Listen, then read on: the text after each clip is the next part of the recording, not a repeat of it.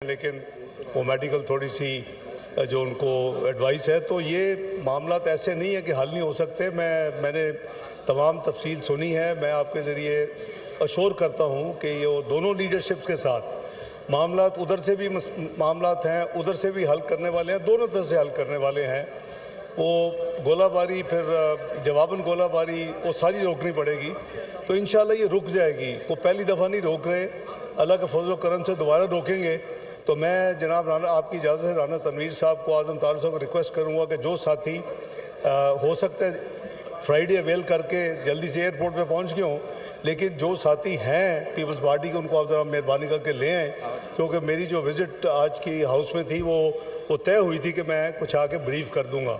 तो ये साथी जाके ले आते हैं जो साथी है। एक तो ये है जी।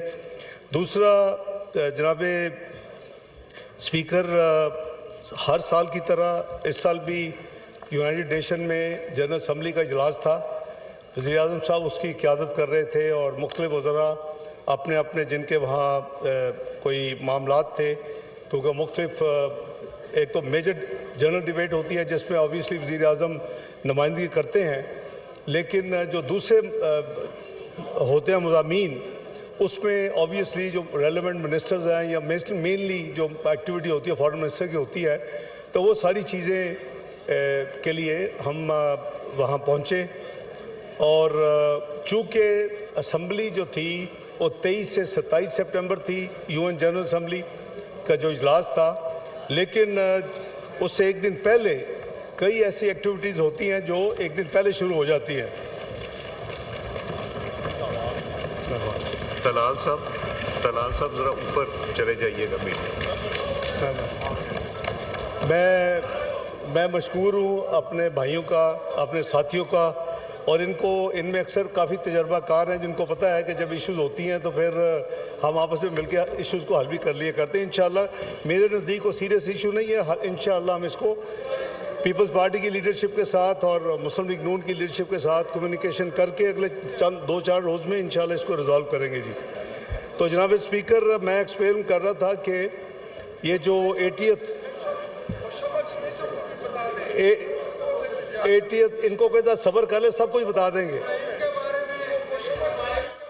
अगर काइंडली आप वो जो बात जो करने आए हैं, जो आप लोगों के सवाल ये नई रवायात कायम ना करें के ऊपर यूएन जनरल वही ये नई रवायात कायम ना करें। मेरी बात सुने, मुझे फ्लोर दिया हुआ है, मैं इनकी बात हमेशा सुनता हूँ। ये मेरी बात सुने मेहरबानी करके, को मैं आपको सब पता चल जाएगा। आप सब्र करें ज़रा, जब उसकी बारी आएगी तो उसमें भी पता चल जाएगा, कोई मसला नहीं है।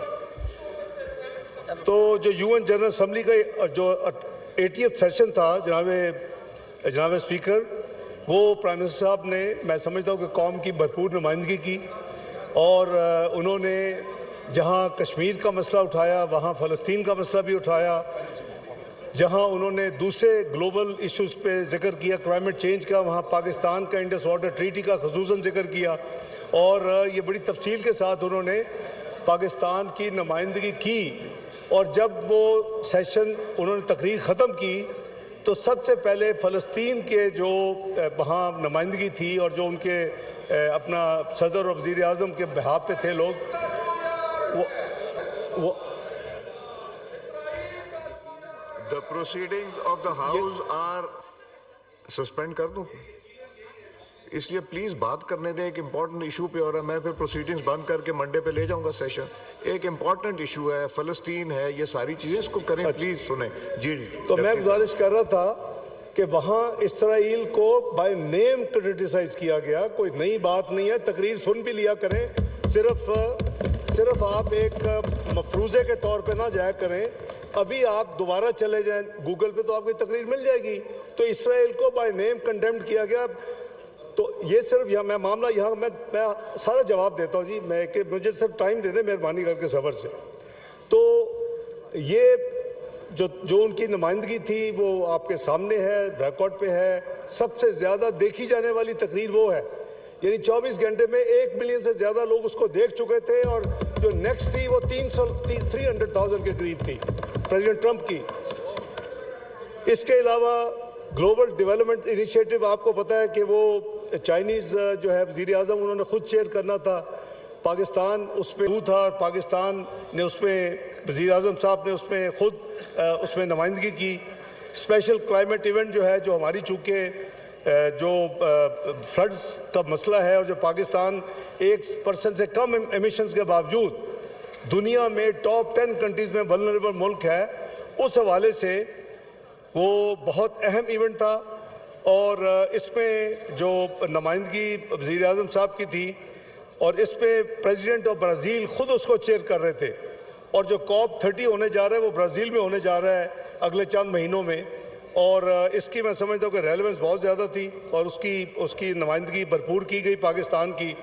इसी तरह मल्टीलैटरल मीटिंग एक हुई, उसकी तफसील मैं फ़लस्तीन के हवाले से और गाज़ा के हवाले से सेपरेट अभी अर्ज़ करूँगा। लेकिन वो जाने से पहले ये बात हुई कि UNGA तो होने हर साल होता है, अब भी होगा, 80वां हो रहा है। यूनाइटेड नेशन फेल हो चुका है गाज़ा में खून बंदी कराने के लिए। यूरोपियन यूनियन फेल हो चुका है वहाँ खून बहाने को ख़त्म करने के लिए। अरब ममालिक फेल हो चुके हैं वहाँ खून बंद करवाने के लिए। Have a heart. कोशिश क्या थी कि क्या पाकिस्तान, और ये कोई अनाउंस करके नहीं, ये एक नोबल मिशन था इस विजिट का कि कोशिश करें कि हमारे साथ अगर कुछ ममालिक मिल के, US is the perhaps the last hope now, कि अगर उनको एंगेज करके ये खून बंदी जो रोज़ हो रही है मासूम जानों की, अब वो भूख की वजह से बेचारे फौत हो रहे हैं वहाँ लोग, कई दर्जने रोज़ वहाँ से निकाले जा रहे हैं और जो गए हुए हैं उनको वापस आने नहीं दिया जा रहा। वेस्ट बैंक को हड़प करने का प्लान है। तो इसके लिए एक प्लान था कि कुछ ममालिक अगर मिल के, तो जो प्रेसिडेंट ट्रंप हैं US के, उनको एंगेज करके उनको इन्वॉल्व करें कि भाई ये इस वक्त सबसे ज़्यादा तकलीफदेह मसला ये है फ़लस्तीन का और गाज़ा का, और जहाँ वो 64,000 लोग शहीद हो चुके हैं जनाब स्पीकर, 1.5 लाख से ज़्यादा जख्मी हो चुके हैं पिछले 2 साल में। ये दर्जनों करारदादें पास हो चुकी हैं यूनाइटेड नेशन में, UN जनरल असम्बली में OIC की करारदाद हो चुकी हैं। हमने तो अपना तकरीर में मैंने तो कहा कि गाज़ा तो ग्रेव यार्ड का बन चुका है, कब्रिस्तान, इंटरनेशनल ग्लोबल कॉन्शियस का ज़मीर का कब्रिस्तान बन चुका है, वहाँ तो लोगों का कब्रिस्तान तो बन रहा है। तो बात यह है कि ये एक अटेम्प्ट थी और ये वो मीटिंग थी जिसमें 1+1 था कि मुल्क का सदर, जहाँ में सदारती निज़ाम है या पार्लिमानी निज़ाम है, तो वज़ीर आज़म, और उस मुल्क का वज़ीर ख़ारजा। 8 ममालिक थे उसमें जनाब स्पीकर। हमारे साथ सऊदी अरेबिया मिला, हमारे साथ जॉर्डन मिला, हमारे साथ इजिप्ट मिला, हमारे साथ UAE मिला, हमारे साथ कतर मिला। ये 5 अरब ममालिक थे। और जो इस्लामी मुल्क हैं, जो अरब ममालिक नहीं हैं, उसमें हमारे साथ तुर्की मिला और इंडोनेशिया मिला। ये वो 8 ममालिक थे जिनके सदारती निज़ाम है, तुर्की का सदर